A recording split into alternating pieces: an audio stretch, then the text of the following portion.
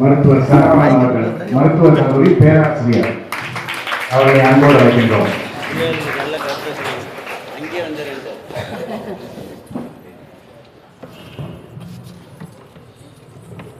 ஆடுவோமே பல்லு பாடுவோமே ஆனந்த சுதந்திரம் அடைந்து விட்டோமே என்ற மகாகவியின் வைர வரிகளுக்கு இணங்க நம் நாடு இன்று 80வது சுதந்திர திருநாளில் அடியெடுத்து வைத்து அதை சிறப்பாக தலைமையேற்று நடத்தி கொண்டிருக்கும் சிட்டி ரோட்டரி சங்கத்தின் தலைவர் அவர்களுக்கும் செயலாளர் அவர்களுக்கும் பொருளாளர் அவர்களுக்கும் மற்றும் உள்ள ரோட்டரி அங்கத்தினர் அனைவருக்கும் இங்கு மாணவர்களை இந்தியாவில் வல்லரசு மிக்க மாணவர்களாக உருவாக்குவதற்கு திகழ்ந்து கொண்டிருக்கும் ஆசிரியர் பெருமக்களுக்கும் நம்முடைய மதிப்பிற்கும் மரியாதைக்கும் உரிய ஏபிஜே அப்துல் கலாம் ஐயா அவர்கள் கண்ட கனவை நடைவாக்குவதற்காக இந்தியா வல்லரசு ஆக வேண்டும் என்று கனவில் காத்துக் கொண்டிருக்கும் மாணவ செல்வங்கள் அனைவருக்கும் என்னுடைய காலை நல்வணக்கங்களை தெரிவித்துக் கொள்கிறேன். செவிக்கு உணவில்லாத போது சிறிதளவு வயிற்றுக்கு ஈயப்படும் என்பது வான்புகழ் வள்ளுவரின் வாக்கு. அந்த வாக்கிற்கு இணங்க நம்முடைய பள்ளி மாணவி அவர்கள் இனிமையாக இசையமைத்து நம்முடைய செவிக்கு விருந்தளித்தார். அவர்களுக்கும் ஒரு கரவொலி எழுப்பிடுவோமா? இன்று 80வது சுதந்திர தினம். 80வது சுதந்திர தினத்துல நம்ம சுதந்திர போராட்டத்தின் போது நடைபெற்ற வரலாறு சிலவற்றை நாம் பார்ப்போம். ஏன்னா இன்னைக்கு நடக்கலனாலும் இன்னைக்கு நடக்க வேண்டியது நம்முடைய ஆக சிறந்த ஒரு கடமை. நான் சமீபத்தில் அந்தமான் தீவுக்கு போகக்கூடிய ஒரு வாய்ப்பு கிடைச்சது. அங்க இருக்கிற செல்லுலார் ஜெயில் பார்த்தேன். அந்த செல்லுலார் ஜெயில நம்மளுடைய சுதந்திர போராட்ட தியாகிகள் எல்லாம் யாராவது போராடினாங்களோ அவங்களெல்லாம் நிறைய பேரை பிடிச்சு போட்டு அங்கேயே ஒரு சில பேர் இறந்து போயிருக்காங்க. அவங்களுக்கு அங்க என்ன தெரியுமா வேலை?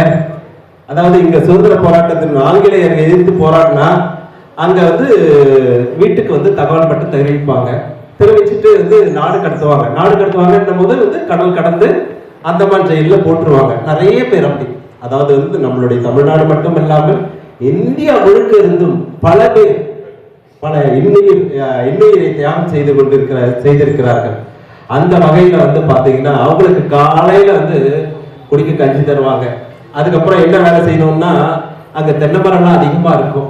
அந்த தேங்காயெல்லாம் அதிகமா உரிச்சு போடணும். போட்டு அதை செக் ஆட்டி அதுல இவ்வளவு லிட்டர் தேங்காய் எண்ணெயை கொடுக்கணும்னா அவங்களுக்கு அன்னைக்கு ஃபுல்லா அன்னைக்கு முழுதும் சாப்பாடு கிடையாது. அந்த மாதிரிலாம் கடினமா போராடி நமக்கு சுதந்திரம் பெற்று தந்தார்கள். அந்த வகையில் நம்முடைய மகாத்மா காந்தி அவர்களையும் இன்று நினைவு கூற வேண்டும். மகாத்மா காந்தி அவர்களை எதுக்கு நினைவு கூறணும்னா வட்டமேசை மாநாடுன்னு சொல்லிட்டு உங்களுடைய வரலாறு ஆசிரியர்லாம் சொல்லியிருப்பாங்க. 1931 நடக்கும். அதுல பக்கிங்ஹாம் பேலஸ், அதாவது இங்கிலாந்து பாராளுமன்றத்தின் பக்கத்துல பக்கிங்ஹாம் பேலஸ்ன்னு சொல்லிட்டு ஒரு பெரிய அரண்மனை. அதுல கலந்துக்கிறதுக்காக மகாத்மா காந்தி போவார். எங்களுக்கு சுதந்திரம் வேணும், எங்க இந்திய திருநாட்டிற்கு சுதந்திரம் கொடுக்கணும் அப்படின்னு சொல்றதுக்கு ஒரு ஆலோசனை சொல்வதற்காக போறார். போகும்பொழுது அங்க எல்லாரும் பாக்குறாங்க. எல்லாரும் கோட் ஷூட்ல போட்டிருப்பாங்க. நம்முடைய மகாத்மா காந்தி ஒரு வேட்டியும் ஒரு துண்டும் போட்டுட்டு போறாரு. அங்க இருக்கிறவங்க எல்லாம் கேட்கிறாங்க. என்ன கேட்கிறாங்க அப்படின்னும் பொழுது இன்னைக்கு எப்படி இது அரைகுறையா ட்ரெஸ் பண்ணிட்டு வரீங்க? இவ்வளவு பேர் இவ்வளவு படிச்சவங்க எல்லாம் வராங்க. நானும் படிச்சிருக்கேன். இருந்தாலும் என்னுடைய கடைக்கோடியில் உள்ள ஏழை மக்கள் என்னைக்கு பேண்ட் ஷர்ட் போடுறாங்களோ அன்னைக்கு தான் நான் போடுவேன் அப்படின்னு சொல்லிட்டு சொன்னார். அந்த வகையில நம்ம மகாத்மா காந்தியை நினைவு கூறுவோம். ஏன்னா அன்றைய காலகட்டத்துல நிறைய பீரங்கி துப்பாக்கி இதெல்லாம் வச்சிட்டு இருந்தாங்க. நிறைய பேர் அதை எதிர்த்து போராடினாங்க. ஆனா அதை எதிர்த்து போராடும் பொழுது நம்முடைய மகாத்மா காந்தி அவர்கள் அஹிம்சை வரையில் அறவழியில் ஒத்துழையாமை இயக்கம் உண்ணாவிரதம் அந்த மாதிரி சொல்லி அவங்க போராடினாங்க. அந்த வகையில நம்ம மகாத்மா காந்தி அவர்களுக்கும் மற்றும் நம் சுதந்திரத்திற்காக அரும்பாடுபட்டு தன்னுடைய இன்னுயிரை நீத்த அனைத்து பெருமக்களுக்கும் நன்றியை கூற வேண்டும்.